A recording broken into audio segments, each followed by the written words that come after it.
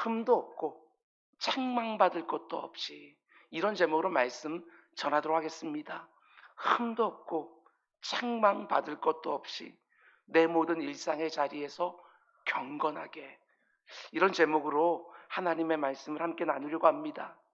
지난 시간에 사도 바울은 자신이 사랑하는 영적 아들 디모데에게 이렇게 권면했습니다.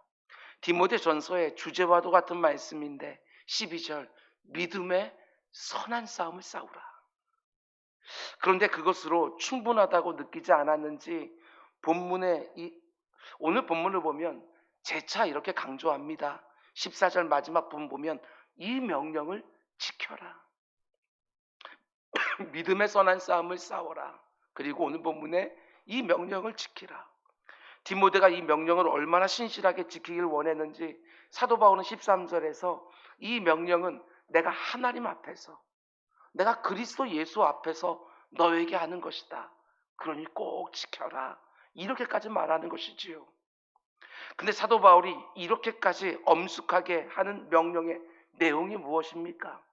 하나님 앞에서, 그리스도 예수 앞에서 극히 강조하면서 지키라고 하는 명령, 그 내용이 무엇입니까? 잘 들으셔야 됩니다. 이렇게 이렇게 진지하게 명령하고 있다면 여러분과 저 역시 정말 새겨서 들어야 되는 말씀이지요. 지금 디모데전서의 마지막 부분에서 바울이 이렇게 엄중하게 말하고 있다는 점에서 볼 때 이것은 결론적인 명령입니다. 결론적인 명령.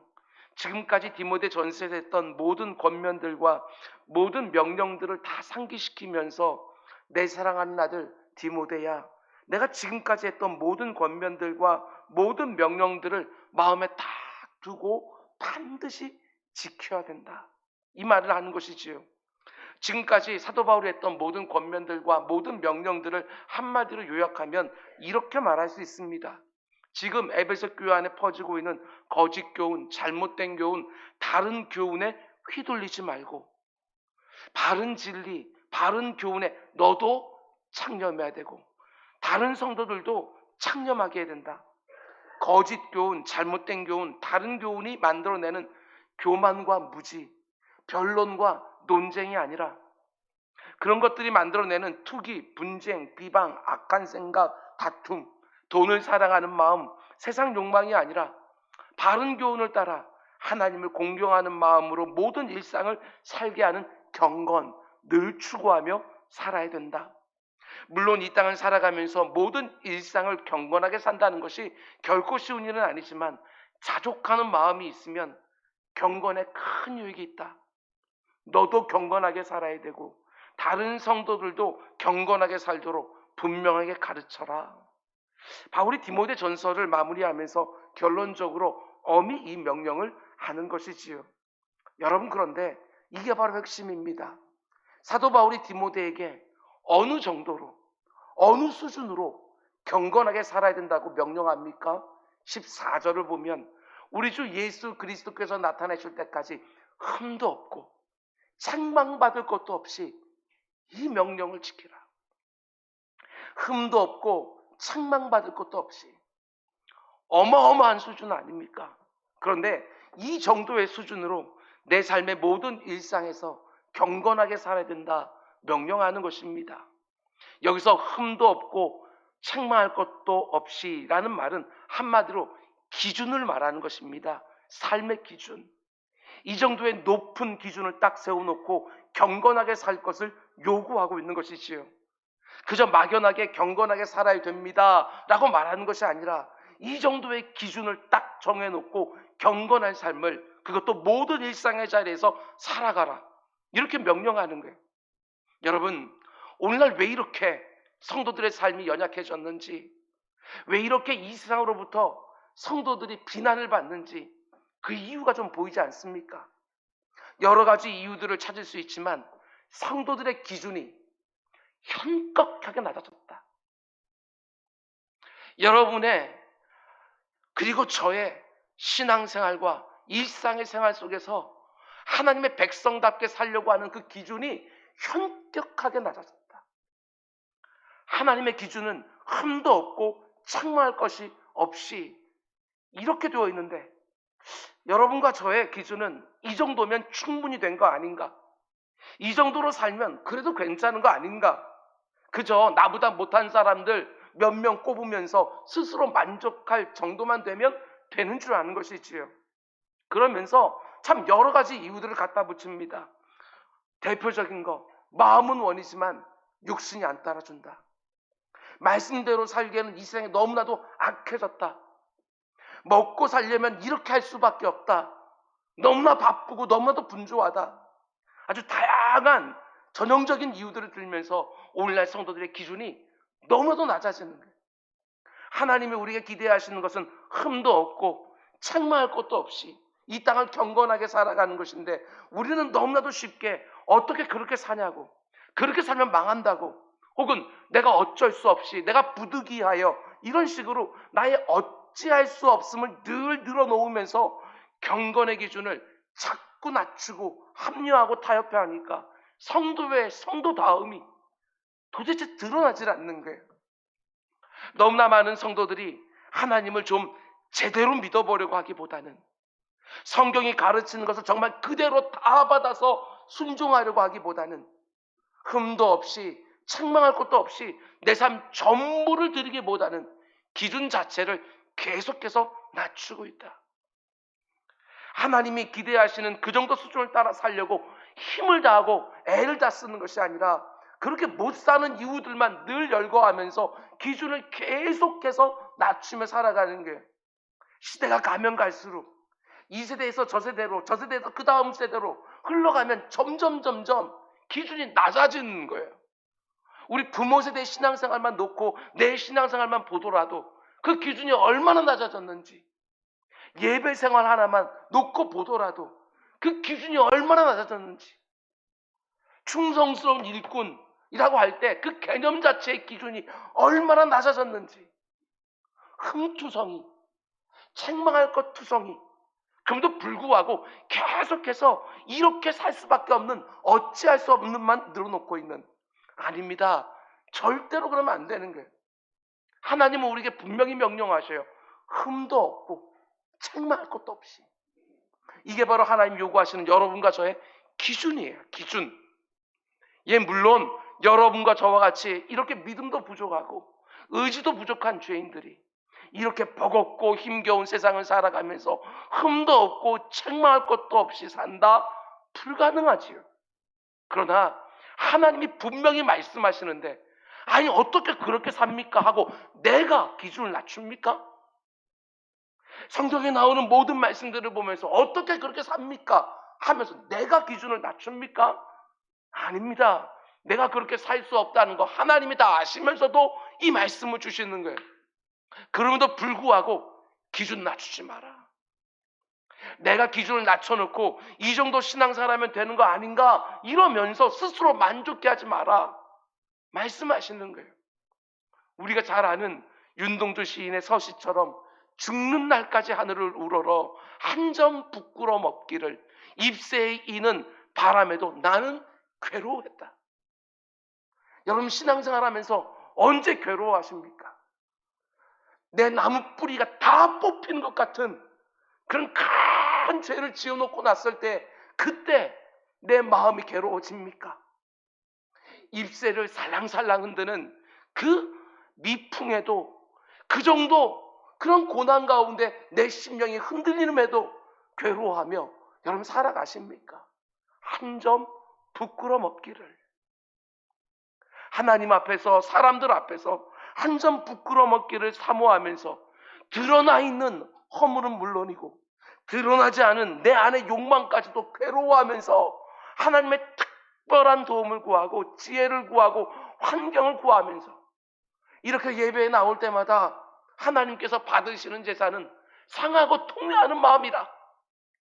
내가 한 주간 동안 하나님의 기준에 합당치 못하게 산 것, 그것들을 놓고 괴로워하며 다른 사람들이 보면은 그저 잎새에 있는 바람 정도 같은 보일지라도 그러나 그것마저도 하나님 앞에 너무나 죄송스럽고 송구스러워서 괴로워하는 마음으로 회개하고 하나님의 특별한 도움을 구하고 지혜를 구하고 환경을 구하면서 믿음의 선한 싸움을 계속해서 싸워가라.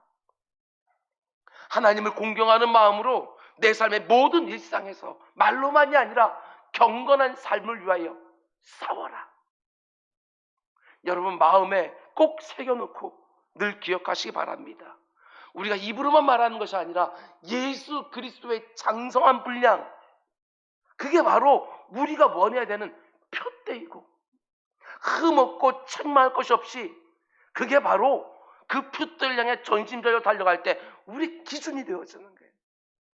조금도 그 기준 낮추지 말고 내 삶이 안 받쳐줄 때에도 그 기준 맞춰 살고 싶어서 하나님을 더더욱 의지하며 살아가는 여러분과 제가 꼭 될 수 있도록 은혜를 구한 우리 모두가 될 수 있기를 주님의 축원드립니다.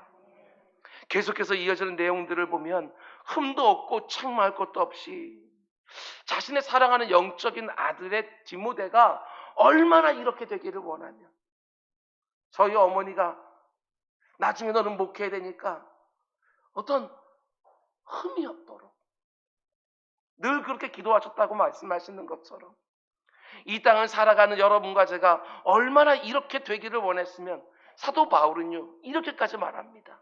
13절, 만물을 살게 하신 하나님 앞과 본디오 빌라도를 향하여 선한 증언을 하신 그리스도 예수 앞에서 내가 너를 명하노니. 디모데야, 다 보고 계신다. 하나님이 너 다 보고 계신다. 경건하게 살아야 된다. 이 말하는 것이지요. 먼저 사도 바울은 내가 하나님 앞에서 이렇게 말합니다. 하나님 앞에서. 이게 뭘 의미할까? 영어 성경을 보게 되어지면 in the sight of God 이렇게 되어져 있습니다. 하나님의 눈앞에서, 하나님의 면전에서.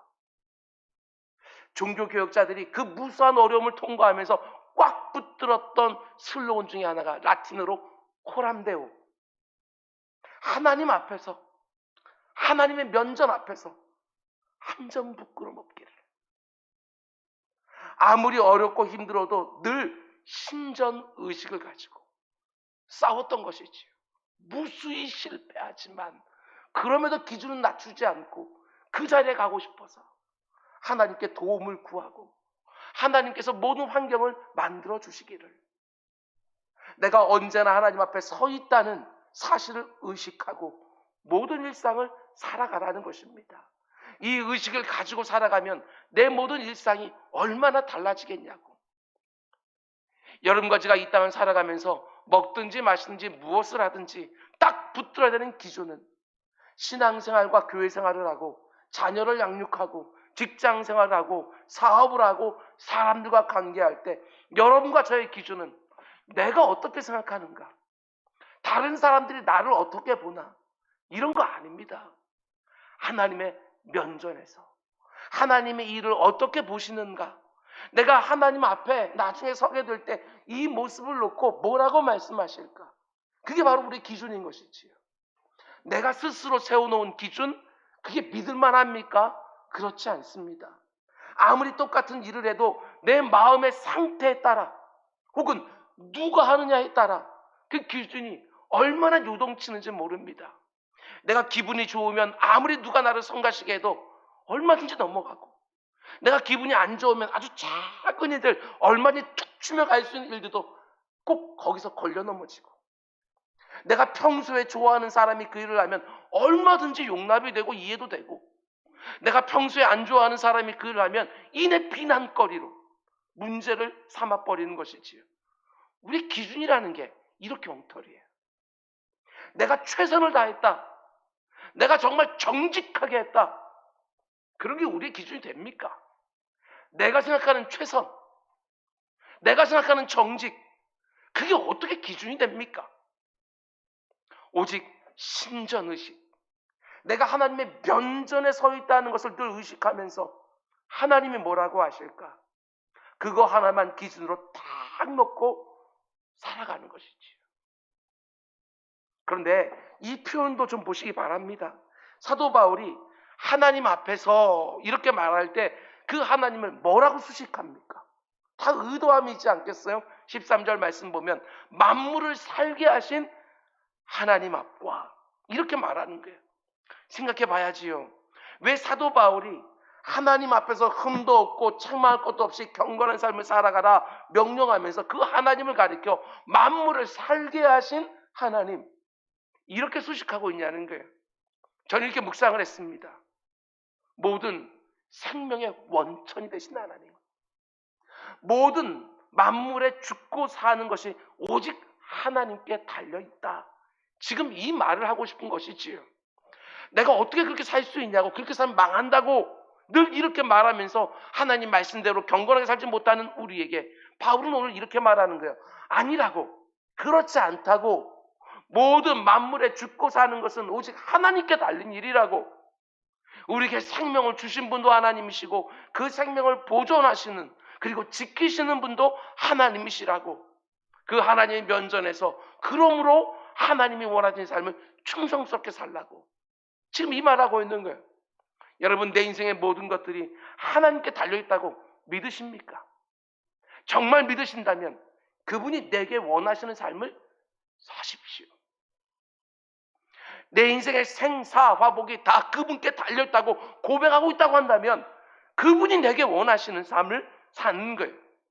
그분이 요구하시는 기준, 흠없고 책망할 것도 없이 정말 살고 싶어서, 안 되지만 정말 살고 싶어서 내게 믿음을 더해달라고, 내게 능력과 의지와 환경을 더해달라고 늘 간구하면서 믿음의 싸움을 싸워가는 우리 모두가 꼭 될 수 있기를 주님 축원드립니다.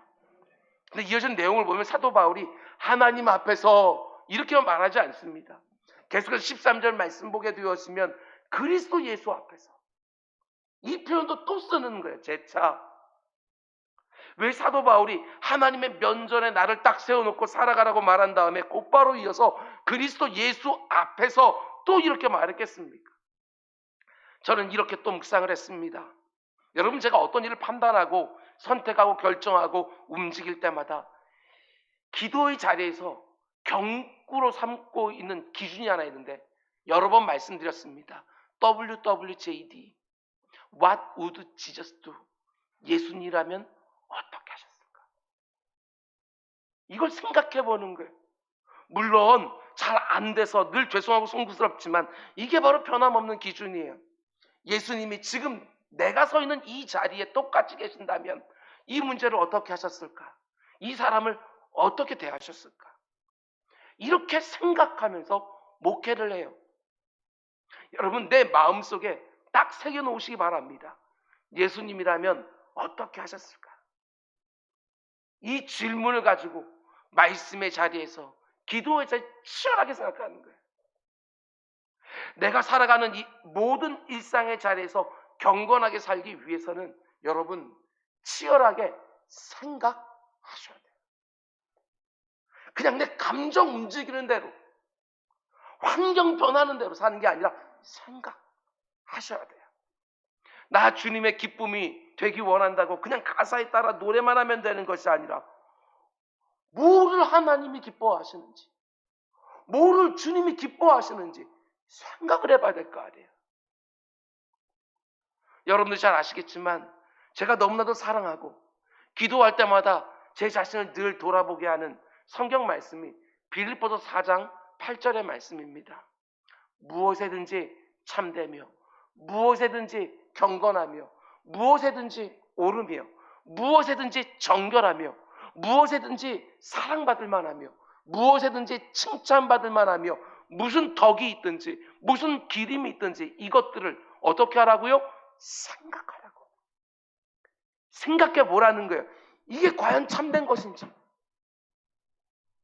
이렇게 지금 내가 하는 것이 하나님의 면전에서 경건한 것인지, 이게 과연 하나님이 보셔도 옳다고 인정해 줄 만한 것인지, 정숙하고 순결한 것인지, 이게 바로 우리 주님 보실 때 사랑받을 만한 결정인지, 이게 바로 칭찬받을 만한 행동인지 꼭 생각해 보라.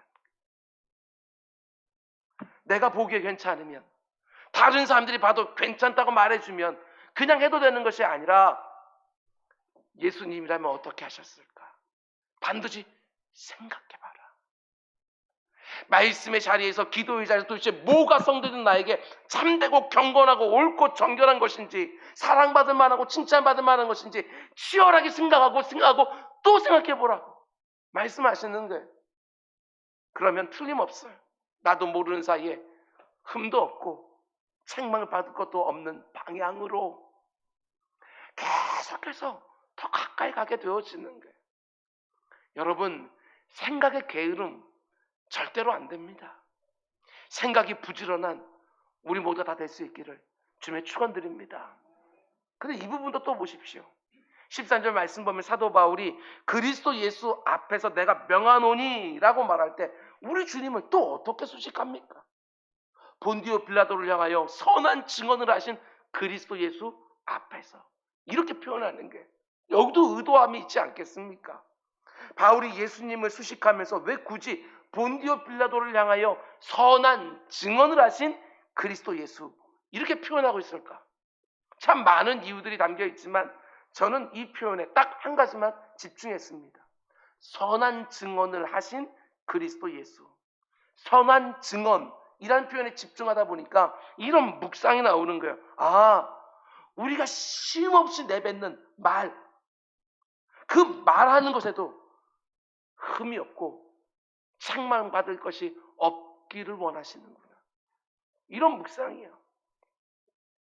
여러분도 그렇고 저도 그렇고 말의 경건, 이걸 얼마나 못하는지 모릅니다. 의식을 딱 하고 있을 때는 그래도 경우에 합당한 말, 사람 살리는 말, 위로하고 힘나는 말 좀 나오는 것 같은데 일단 흥분하기 시작하면 후에 막심한 말들, 혈기가 가득 묻어있는 말들 막 쏟아지지 않습니까? 말의 경건, 이게 얼마나 어려운지 몰라요. 다른 영역에서 다 경건하게 살다가 말 몇 마디에 그 경건을 싹 땅 쏟아버리는 경우들이 얼마나 많은지 몰라요. 하나님이 우리에게 얼마나 높은 수준의 삶을 원하시는지, 내 손과 발로 악한 일만 안 하면 되는 것이 아니라 내 입에서 나오는 그 말 한마디 한마디도 흠이 없고 책망할 것이 없기를 바라시는 것이지요.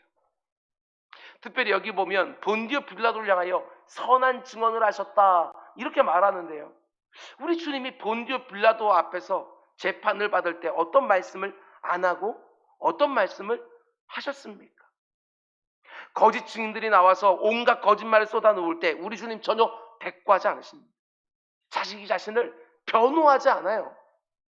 너무나 억울한 말들이 막 쏟아지는데 우리 주님 묵묵히 그거 다 받아내십니다. 그러다가 언제 우리 주님 입을 여시지요? 사람들에게 참 생명이 되어지는 진리와 관계되는 때만 입을 여셨어요. 왜 주님이 이런 고난을 받아야 되는지, 그분의 나라가 어떤 나라인지에 대해서 말해야 될 때는 본디오 빌라도 앞에서 정확하게 말씀하십니다. 세상 사람들이 볼 때는 생사여탈권이 다 본디오 빌라도에게 달려있는 것처럼 유대인들은 사형을 언도할 그런 권리가 없으니까 본디오 빌라도 로마 제국의 총독의 입만 다 바라보고 있는, 근데 우리 주님 그 가운데 속에 하실 말들 정확하게 다 하셨어요. 이게 바로 말의 경건이에요. 말수를 줄이고 낮은 톤으로 정말 근엄하게 말하면 말의 경건이 아니고 말을 해야 될 때와 침묵해야 될 때를 분별할 줄 아는 거, 그게 말의 경건이지요. 여러분과 저를 보면 늘 반대로 하지 않습니까? 반드시 입을 열어 말을 해야 될 때도 내게 손해가 되지 않을까, 내가 불이익을 당하지는 않을까 하면서 안 하고, 조금이라도 나를 화나게 하고 억울하게 하는 말을 들으면 그건 조금도 못 참고 분한 마음을 막 쏟아내다가 하나님이 원하시는 경건을 깨뜨려버리는 경우 너무너무 많은 거예요. 야고보서 1장 26절 말씀 보면 말과 경건의 관계를 이렇게 설명합니다. 누구든지 스스로 경건하다 생각하며 자기 혀를 재갈 물리지 아니하고 자기 마음을 속이면 이 사람의 경건은 헛것이라.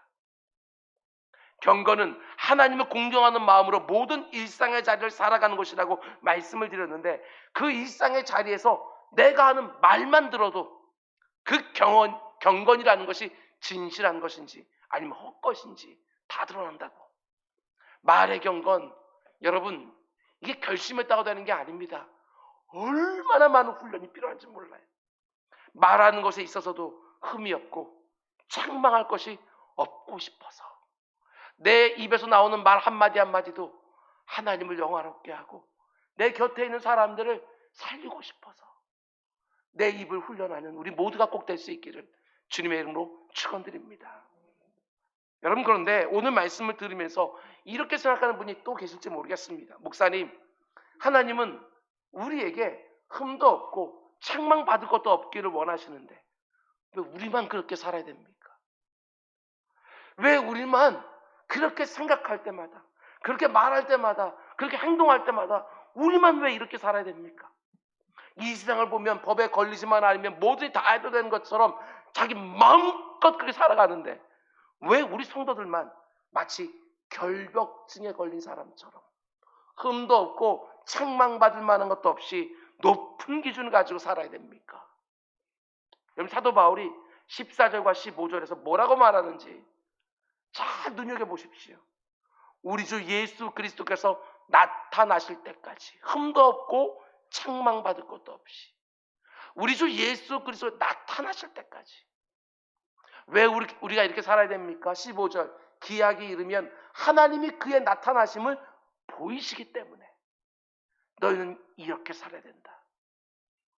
왜 우리가 모든 일상의 자리에서 흠이 없이 책망받을 것을 살아야 됩니까?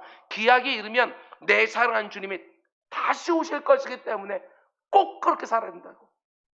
그분이 이 땅에 오셔서 여러분과 제가 어떻게 일상을 살았는지 정확하게 계산하실 것이기 때문에 흠도 없이 책망받을 것 없이 모든 일상을 경건하게 살아야 된다고 말하는 것이죠. 생각해 보십시오. 여러분, 계시록에 보면 우리 주님 다시 오실 때에 이 땅을 살아가던 모든 신실한 성도들이요, 하얀 옷, 순결한 흰 옷을 입고요, 다 그분의 신부로 공중 결혼식이 이루어지지 않습니까? 그런데 그때 오늘 본문의 개념으로 말하게 되었으면 이런저런 흠, 이런저런 얼룩, 여기저기 찢어진 그 옷 입고 그 옆에 선다? 그게 얼마나 부끄러운 일이겠어요. 그렇게 하고 싶지 않아서. 우리 주님 언제 오실지 모르니까 그것도 언제나 내 옷을 빨고 있는 그게 경건, 이런 말이지요.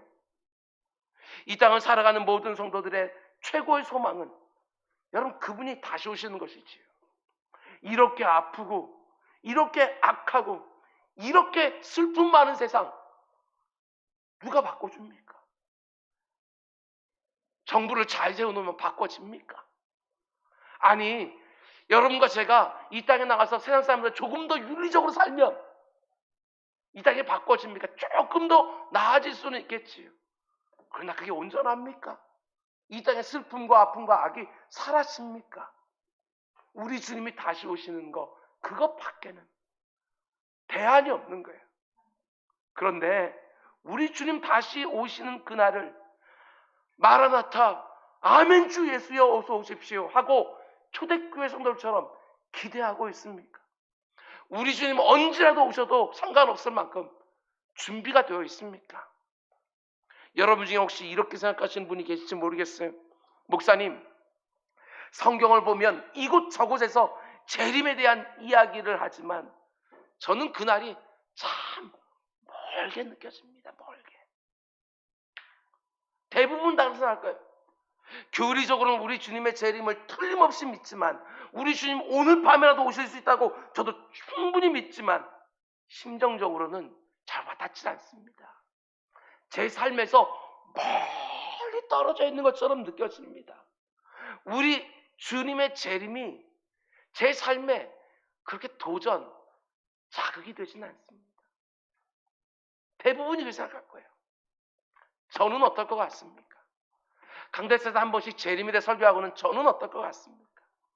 우리 주님의 재림을 제 모든 일상 가운데 속에, 제 모든 생각 가운데 딱 붙여놓고 여러분 살 것 같습니까? 그렇지 않습니다. 저도 그렇게 못합니다. 우리 주님 다시 오실 때를 늘 염두에 두고 어떤 판단을 하고 결정을 하고 이 세상을 살아간다?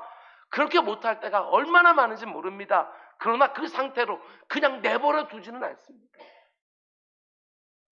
하나님이 한 번씩 재림에 대한 본문을 강해 설교자니까 내가 고르지 않더라도 말씀 가운데 재림에 대해서 이렇게 한 번씩 나올 때마다 하나님께서 재림에 대해서 내 마음이 이렇게 멀어진 것을 마치 꾸짖는 것처럼 느껴져서 제 마음과 생각을 다시 그 재림에다 갖다 붙여놓고 너무나 분주한 일상을 하루하루 살아가면서 때로는 이 세상이 주는 즐거움을 한 번씩 경험하기도 하면서 잠시 멀리 떨어뜨려 놨던 우리 주님의 재림에, 그렇지, 우리 주님 다시 오시지, 우리 주님이 다 보시고 판단하시지, 내가 이렇게 억울해할 일도 아니지, 내가 이렇게 혈기 부릴 일도 아니지 하면서 그동안 멀리 떨어져 있었던 내 생각과 내 마음을 다시 예수 그리스도 재림에다 갖다 붙이는 거예요.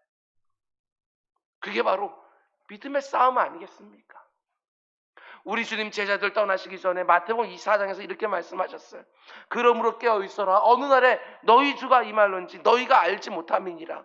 만일 그 악한 종이 마음에 생각하기를 주인이 더디 오리라 하여 동료들을 때리며 술 친구가 더불어 먹고 마시게 되어지면 생각하지 않은 날에 알지도 못하는 시각에 그 종의 주인이 이르러 엄히 때리고 외식하는 자가 받는 벌에 처하리니 거기서 슬피 울며 이를 가게 될 것이다. 우리 주님 반드시 다시 오신다고 친히 말씀해 주시고, 그런데 이 표현 좀 보십시오. 생각하지 않은 날, 알지 못하는 시각에 언제 올지 알 수는 없지만 하나님이 정하신 때에 조금 더 늦지 않고 조금 더 이르지 않게 분명히 다시 오신다고 말씀해 주시는 거예요. 언제 올지 모르니까 어떻게 하라고요? 옷을 빨자고요. 옷 좀 깨끗하게 내 마음과 생각도 내 삶도 좀 빨자고요. 그게 경건, 하나님을 공경하는 마음을 가지고 모든 일상을 살아가는 경건. 그런데 우리 주님 다시 오셔서 뭘 하시겠습니까? 하나님을 공경하는 마음으로 모든 일상을 살았던 경건한 자들에게 말할 수 없는 위로와 칭찬과 상급과 영원한 복락을 허락해 주신 것은 말할 것도 없고, 하나님을 공경하는 마음도 전혀 없이, 하나님을 두려워하는 마음도 전혀 없이, 조금 더 경건하지 않게 하나님 앞에 살지 않고 그리스도 예수 앞에 살지도 아니하고 그저 내 감정에 따라 환경에 따라 살았던 경건하지 않은 사람들에게 어떻게 하시느냐? 유다서 1장은 이렇게 말합니다. 보라, 주께서 그 수많은 거룩한 자와 함께 임하셨으니 이는 무사람을 심판하사, 여러분 이 표현을 잘 보십시오. 모든 경건하지 않은 자가 경건하지 않게 행한 모든 경건하지 않은 일과, 뭘 강조하고 있는지 보이셔요? 또 경건하지 않은 죄인들이 주를 거슬려 한 모든 완악한 말로 말미암아 그들을 정죄하려 하십니다. 정말 잘 들으셔야 됩니다. 하나님을 공경하는 마음도 전혀 없이 경건하지 않게 행한 모든 악한 일들과 경건하지 않게 내 입으로 쏟아낸 모든 악한 말들을 우리 주님 다시 오셔서 심판하시겠다고. 그날에 이런 일이 틀림없이 있을 거라고 사도 바울이 철석같이 믿고 있으니까 내 사랑하는 아들 디모데야, 흠도 없이 책망받을 것도 없이 하루하루 살아가라. 우리 주님 언제 오실지 모른다. 물론 이 땅을 살아가는 동안 아무리 경건하게 살려고 해도 그 어떤 흠도 없고 그 어떤 책망받을 일도 없이 살 수 있는 사람 아무도 없습니다. 어머니 모태에서 나올 때부터 악한 본성이 뼛속까지 찌들어 있기 때문에 그런 사람 아무도 없습니다. 그러나 내가 어떻게 그렇게 사냐? 이렇게 말하면서 어쩔 수 없다 말만 반복하지 말라는 거예요. 정말 그 어떤 흠도 없이 그 어떤 책망받을 일도 없이 다시 오시는 내 사랑하는 주님 너무나도 만나고 싶어서 내 인생 어디를 딱 잘라봐도 그때 흠이 있고 책망받을 일이 있겠지만 딱 잘라보아도 거기에 내가 정말 치열하게 싸웠던 흔적들이 좀 묻어 있을 수 있도록 그렇게 살아가는 우리 모두가 다 될 수 있기를 주님의 축원드립니다. 이제 마지막으로 여러분, 사도 바울은요 오늘 보면 끝자락에서 하나님이 어떤 분이신지를 쭉 고백하는 걸 보게 되었습니다. 흠도 없고 책망할 것도 없이 우리 주님 다시 오실 때까지 경건하게 반드시 살아야 된다 이렇게 말해서 갑자기 하나님이 어떤 분이신지 쭉 고백하기 시작합니다. 어떤 면에서는 뜬금없습니다. 문맥의 흐름을 다 깨뜨려 놓는 거예요. 안 맞아요. 15절 중간부터 16절까지 말씀 보면 이렇게 하나님을 사도 바울이 갑자기 고백하기 시작해요. 하나님은 복되시고 유일하신 주권자이시며 만왕의 왕이시며 만주의 주시오 오직 그에만 죽지 않음이 있고 가까이 가지 못할 빛에 거하시고 어떤 사람도 보지 못하였고 또 볼 수 없는 이이시니 그에게 존귀와 영원한 권능을 돌릴지어다. 아멘. 그럼 어때요? 하나하나 기가 막힌 그런 수식이고 하나님을 향한 고백이고 찬송이지만 이게 문맥의 흐름이 맞아요? 안 맞아요. 다 깨뜨려 놓고 있는 거예요. 그러면서 오늘 문단이 딱 끝나버려요. 그리고 다음 주에 보게 될 다른 문단으로 넘어가요. 근데 오히려 저는 이 부분 묵상하면서 참 많이 부끄러웠어요. 사도 바울이 이 부분을 쏟아내는 절절한 고백과 감격을 보면서 저를 보니까 이런 생각이 다시 한번, 뭐 그렇게 놀랄 일도 아니지만 다시 한번 들었어요. 아직까지 한참 멀었구나. 내가 과연 죽을 때까지 말씀을 묵상하고 설교한다 할지라도 이 정도 영성 좀 흉내를 낼 수 있을까? 거의 30년 동안 말씀을 연구하고 묵상하고 설교했는데 이제 은퇴할 때도 점점 가까이 오는데 사도 바울이 느꼈던 그 벅차오르는 감격 왜 이렇게 못 따라갈까? 이런 생각이 드는 거예요. 여러분 사도 바울의 13권의 서신서를 보게 되었으면 하나님이 어떤 분이신지 예수님께서 나를 위하여 우리를 위하여 어떤 일을 하셨는지 쭉 이야기하다가 바울이요 갑자기 문맥을 놓치는 경우들이 꽤 많아요. 하나님은 이런 분이시다. 예수 그리스도께서 우리를 위하여 이런 일들을 하셨다. 이렇게 막 말하다가 갑자기 그 흐름을 다 놓쳐버리고 감격적인 찬송을 쏟아내면서 아멘 하고 끝내버리는 거예요. 왜 이렇게 할까? 우리가 잘 아는 것처럼 로마서 말씀이 얼마나 논리적입니까? 그 전개되는 흐름을 보면 마치 한 편의 신학 논문처럼 앞뒤가 딱딱 맞아 떨어지는 거예요. 정말 완벽한 구조를 가지고 있어요. 그런데 한 번씩 사도 바울이 그 흐름을 놓쳐버려요. 마치 초보 글쟁이처럼. 예를 들면 로마서 11장에서 이스라엘 백성들 가운데서 남은 자들이 여전히 있다고. 하나님이 이스라엘을 버린 것이 아니라 여전히 남겨놓은 자들이 있다고. 이방인들의 구원의 문이 활짝 열렸다고 쭉 말하다가 갑자기 이런 감격을 쏟아내요. 아, 깊도다. 하나님의 지혜와 지식의 풍성함이요. 여기까지 하고서 끝나면 괜찮을 것 같아요. 근데 그게 끊어지질 않아요. 그의 판단은 헤아리지 못할 것이며 그의 길은 찾지 못할 것이로되 누가 주의 마음을 알았느냐? 누가 그의 모사가 되었느냐? 누가 주께 먼저 드려서 갚으심을 받겠느냐? 이는 만물이 주에게서 나오고 주로 말미암고 주에게로 돌아가며 그에게 영광이 세세히 있을지어다. 아멘 하고 11장 끝내버려요. 여러분 바울의 이 마음이 좀 느껴지셔요? 하나님이 어떤 분이신지 우리 주님이 어떤 일을 우리를 왜 하셨는지 쭉 말하다가 주체가 안 되는 거예요. 주체가. 그 은혜와 사랑과 지혜가 너무너무 엄청나서 자기가 지금 뭘 말하고 있었는지조차 다 놓쳐버리고 그에게 영광이 세세히 있을지어다. 아멘 하고 너무나 감격적인 찬양을 끝내버리는 거예요. 사도 바울의 그런 모습을 볼 때마다 너무나 부끄럽고 죄송한 거예요. 왜 나에게는 그런 모습이 없을까? 설교본가 이렇게 있음에도 불구하고 설교를 하다가 그 하나님이 어떤 분인지를 설교하다가 예수 그리스도께서 우리를 위하여 어떤 일을 하셨는지 설교하다가 그 뒤에 내용들을 하나도 하지 못하고 아멘 우리 찬송합시다. 왜 이러지를 못할까? 설교 준비를 하면서 설교를 하면서 한 번씩 그 감격에 눈물이 왈까가 쏟아질 때도 있지만 참 많은 경우에는 판에 박힌 몇 마디 그게 전부일 것 같은. 여러분 에베소서 말씀에서도 사도 바울이 이런 감격적인 찬양을 보게 되었어요. 에베소서는 우리 잘 아는 것처럼 옥중서신 아닙니까? 옥중서신. 감옥 안에 갇혀서 언제 죽을지도 모르는 상황에서 그 사랑하는 성도들에게 편지를 보내는데 자기 연민, 자기 한탄 그런 거 없습니다. 뭔가 나쁜 일을 해서 감옥에 갇힌 것도 아니고 복음 전하다 감옥에 갇혔는데 하나님 향한 원망과 불평 그런 거 없습니다. 예수 그리스도의 피 위에 세워진 그 교회가 얼마나 귀한 것인지, 그 귀한 교회의 하나됨을 호시탐탐 깨뜨리고 하는 악한 사단마귀와 어떻게 싸워야 되는지 하나하나 글을 써서 내려가는데 참 기가 막힌 서신이에요. 군더더기가 하나도 없어요. 그런데 에베소 말씀을 보면 이게 얼마나 놀라운지 몰라요. 분명히 펜을 들었을 땐 못 써야 되겠다 하는 내용들이 있을 거 아니에요. 어떤 구조로 어떻게 논리를 전개됐다 그 내용이 다 있었을 터인데 1절과 2절에서 간단하게 인사말을 딱 쓴 다음에 이제 본격적으로 본론에 들어가야죠. 하고 싶은 말 해야지요. 근데 바울이 또 터져요. 바울의 감정이 또 터지는 거예요. 1절, 2절에서 그렇게 인사말을 한 3절을 딱 말하려고 하는데 본론을 말하기도 전에 시작도 안 했는데 3절 찬송하려다.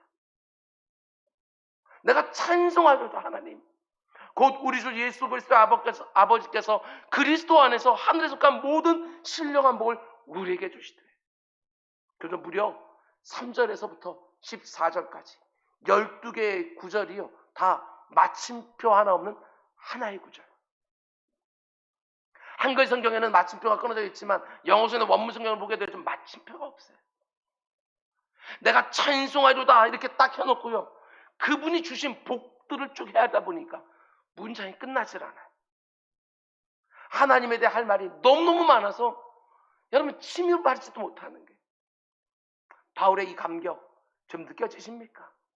하나님이 어떤 분이시고 내 사랑하는 주님이 나를 위해 어떤 일을 도대체 하셨는지 그게 좀 생생하게 내 가슴에 좀 와닿아야 하나님이 이 세상 모든 사람들이 다 이렇게 저렇게 산다고 해도 너는 안 된다.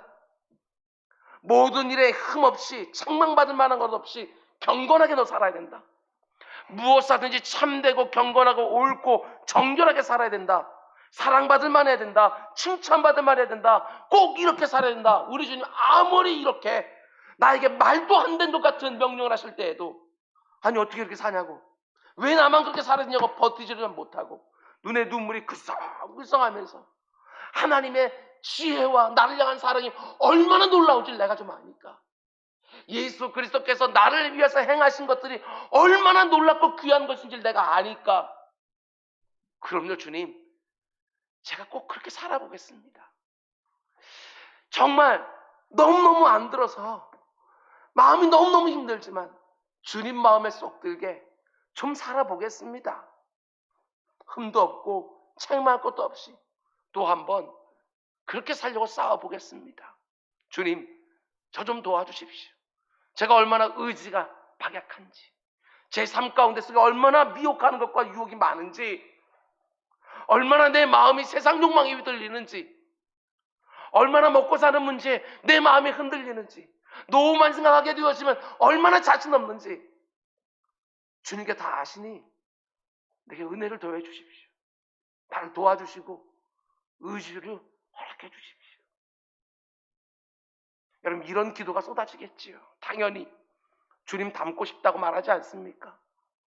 주님 닮는 게 뭐예요? 그게 바로 흠도 없이 책망할 것도 없이 그거 아니겠습니까? 여러분 우리 사모하고 또 사모합시다.